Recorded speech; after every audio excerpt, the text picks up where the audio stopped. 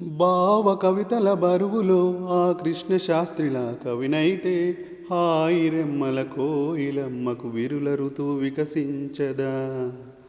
తుమ్మెదడగని మధువులే చెలిసాకి వలపులే చిలికిస్తే మాయ జగతికి ఏ కాయమో మధుర కవిత వినిపించడా. ఓ కావ్యమా నీ తోటలో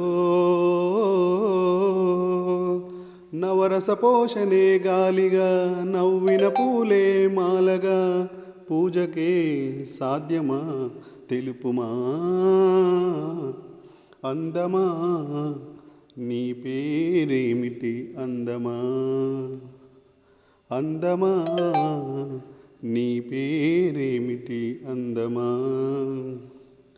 వంపుల హంపి శిల్పమా బాపు గీసిన చిత్రమా తెలుపుమా తెలుపుమా తెలుపుమా.